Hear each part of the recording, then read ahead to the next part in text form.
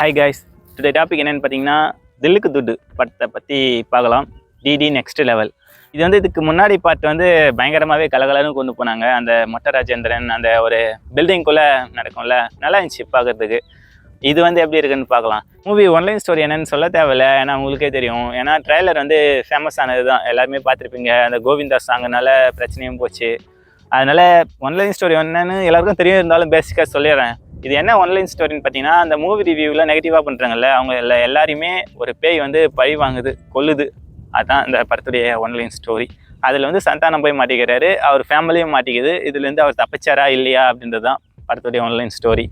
கதைன்னு பார்த்தீங்கன்னா பயங்கரமான ஸ்டோரிங்க, ஒரு புது ஸ்டோரி. இதுக்கு முன்னாடி இந்த மாதிரி ஸ்டோரிலாம் படம் எடுக்கலை, எடுக்கவும் மாட்டாங்க. இனிமே எடுப்பாங்கன்னு நினைக்கிறேன், ஏன்னா சந்தானம் இறங்கிட்டாருல்ல, பயங்கரங்க. இது வந்து நார்மல் ஆடியன்ஸுக்கு கனெக்ட் ஆகாமல் போக வாய்ப்பு இருக்குது. ஏன்னா இந்த கதை வந்து இந்த சினிமாவை பற்றி இருக்குன்றதுனால, சினிமாவை அதிகமாக விரும்பி பார்க்குறாங்கல்ல, அவங்களுக்கு மட்டும் அந்த சினிமா டீட்டெயில்ஸ்லாம் கொஞ்சம் தெரியும்ல, அவங்களுக்கு மட்டும் இந்த படம் பயங்கரமாக இருக்கும். காமெடியும் ஒரு நல்லா ஒர்க் அவுட் ஆகியிருக்கும். ஆனால் நார்மல் ஆடியன்ஸுக்கு வந்து கனெக்ட் ஆக வாய்ப்பு இல்லை, கம்மி தான். இந்த படத்தில் வந்து ஆர்டிஸ்ட்டுன்னு பார்த்தீங்கன்னா நிறைய பேர் இருக்காங்க, எக்கச்சக்கமாக நடிச்சிருக்காங்க. கௌதம் வாசுதேவன், சந்தானம், மொட்டை ராஜேந்திரன், அப்புறம் நிறைய பேர் இருக்காங்க. எனக்கு மறந்துச்சு, அந்த அளவுக்கு இருக்காங்கன்னு பார்த்துக்குங்களேன்.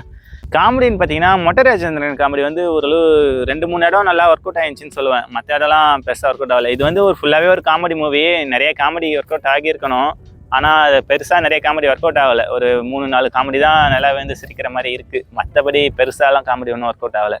அது மொட்டை ராஜேந்திரன் பண்ணுறது வந்து ஒன்று கொஞ்சம் மொக்கையாக இருக்குது. இவர் கிங்ஸ்லி பண்ணுற காமெடியெலாம் ரொம்ப ஓவருங்க. அது கொஞ்சம் 1-2 காமெடி, அவர் பண்ணுறதே ஒரு 4 காமெடியோ 3 காமெடி தான். அதில் 1-2 தான் ஒரு ஓகேவாக இருக்குது. மீதி 2 காமெடி, ஒன்றுன்னு நினைக்கிறேன், 1 தான் ஓகேவாக இருக்குது. மீதி 2 காமெடி முக்கை தான். அதனால் பெருசாக கிங்ஸ்லிலாம் எதுக்கு போட்டாங்கன்னு தெரில, கௌதம் மேனன் எதுக்கு வந்தாருன்னு தெரில. அவர் வந்து ஒரு சீன்லாம், முக்கியமான சீன்லாம் நடக்கும்போது ஆளே இருக்க மாட்டார், எல்லாம் முடிஞ்ச பிறகு வருவார். அதனால் அதெல்லாம் கொஞ்சம் இதுவாக தான் இருந்துச்சு. அந்த மூவிக்குள்ளே போயிட்டு அந்த என்ட்ரி ஆகிட்டு அந்த மூவிலேயே கண்டினியூ ஆகி வராங்கல்ல, அதெல்லாம் நல்லா இருந்துச்சுங்க. சந்தானமும் மொட்டை ராஜேந்திரனும் பரவாயில்ல, நல்லா தான் ஓரளவு இருக்குது பார்க்குறதுக்கு. கொஞ்ச நேரம் கௌதம் மேனன் வந்து நல்லாவே ஸ்கோர் பண்ணியிருக்காருங்க. அதுவும் முக்கியமாக அந்த காக்க படத்துடைய பாட்டுன்னு தான் நினைக்கிறேன், உயிரின் உயிரே. வேறு மாதிரிங்க அந்த சீன் எல்லாம். சந்தானம் வேறு பின்னாடி ஓடுவார், பயங்கரம் பங்கம் பண்ணுறானுங்க. எல்லா படத்துடைய பாட்டு ட்ரெண்டிங்கில் என்னென்ன சாங்லாம் போதும் அந்த சாங்கு கிளிப்பு எல்லாமே யூஸ் பண்ணியிருக்காங்க. ஃபர்ஸ்ட் ஆஃப் ஓகே நல்லா போகுது, செகண்ட் ஆஃப் வந்து கொஞ்சம் டல்லாக தான் போகுது. ஏன்னா அது ஸ்க்ரீன் பிளே சரியில்லை. செகண்ட் ஹாஃபில் ஸ்க்ரீன் பிளே நல்லா இருந்துச்சுன்னா வேறு மாதிரி இருந்திருக்குங்க படம். அதனால் first half okay, second half கொஞ்சம் லேக் ஆகுது, ஸ்க்ரீன் பிளே சரியில்லை. மற்றபடி படம்லாம் 50-50. இது பாதி காமெடி ஒர்க் அவுட் ஆகிருக்கு, பாதி காமெடி ஒர்க் அவுட் ஆகலை, கொஞ்சம் போராக போகுது, அவ்வளோதான்.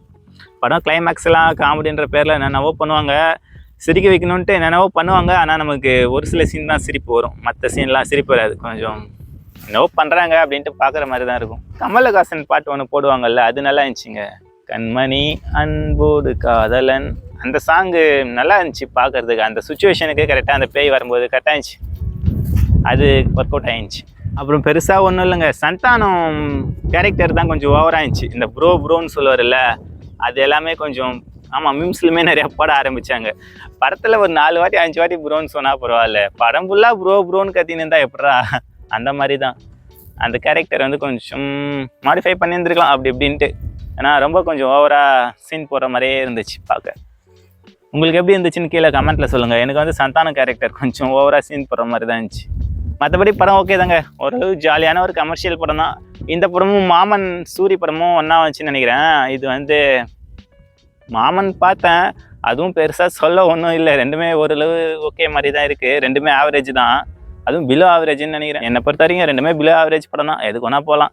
அதில் போனீங்கன்னா அழுதுன்னு தான் இருப்பீங்க, இதில் வந்து ஆச்சு கொஞ்சம் நேரம் சிரிக்கலாம். அதில் வந்து ரொம்ப மோசங்க. அதில் வந்து கதை ஸ்ட்ராங்காக இல்லை. நான் அதை நெக்ஸ்ட் ரிவ்யூவில் சொல்கிறேன், நெக்ஸ்ட் வீடியோ வந்து அந்த ரிவ்யூ போடுறேன், அதில் பாருங்கள் எப்படி இருக்குன்ட்டு. என்னை பொறுத்த வரைக்கும் இது ஒரு பிலோ ஆவரேஜ் படம் தாங்க. சந்தானம் நினச்சது ஒர்க் அவுட் ஆகலைன்னு தான் சொல்லுவேன்.